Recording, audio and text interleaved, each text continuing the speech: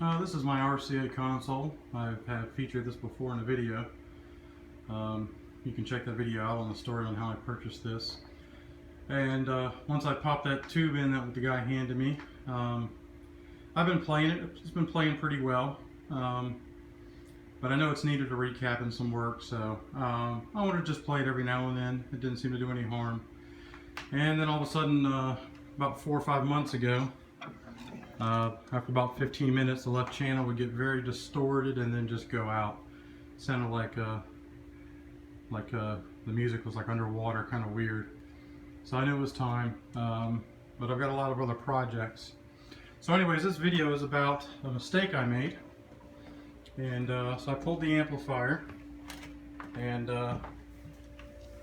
went ahead and did a recap to it. Replaced all the coupling caps. Let the camera focus here. And electrolytics for the filter caps. And when I installed it back in the console and got the voltage back up to specs, the one channel let out a pretty loud, horrific microphonic feedback type sound. It was so loud, in fact, that I had to turn the variac down to about 70 volts just so I could hear myself.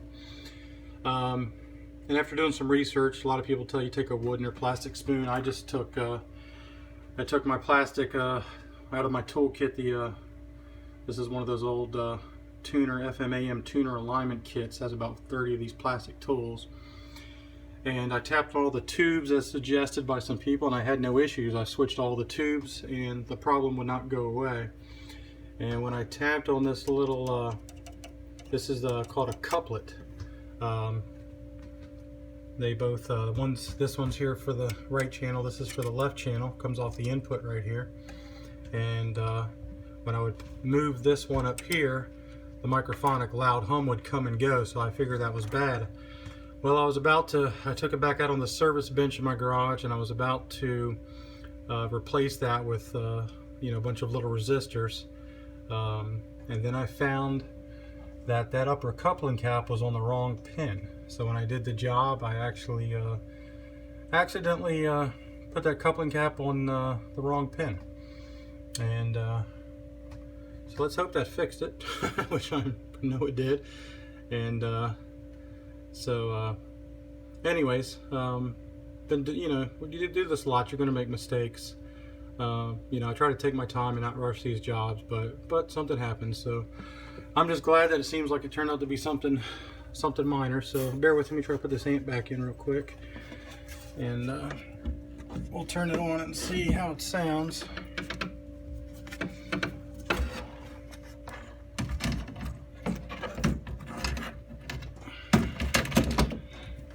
Okay, and let me just check everything here. This is my input speaker connections. This is the power and cable that comes from the preamp up here. I've installed another set of 6BQ5s. I remember one of these, I can't remember, I want to say it was that back right when the plate was going pretty red, and that was the distorted channel, so I knew it needed some coupling caps. So all the voltages have checked out, so we're going to turn it on now.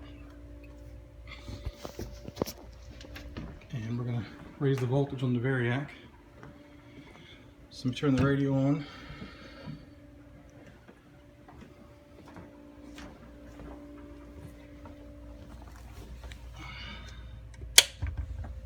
And we'll slowly turn the voltage up here. And there we go, starting to get some lights. Up to about 70 volts now. Not much happening down at the tube amp itself, but I got some lights on the preamp. Let's do 90.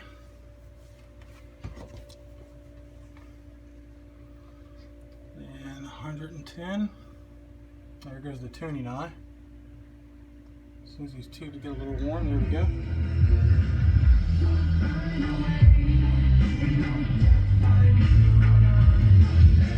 I fixed it.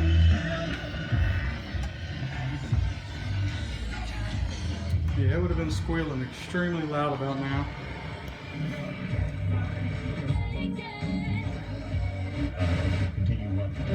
project or cash back on a complete kitchen or bathroom model. Hurry into the Leesburg Starling location. This grand reopening offer ends on May 31st. Visit all back together. So just a reminder to double and triple check your work, which I should have done. I normally do one cap at a time, but since that was 6 and there's a lot of room in that amp, I just went in and did all 6 and made a mistake. So hope this video helped somebody, and RCA is back and I can't wait to play it all evening.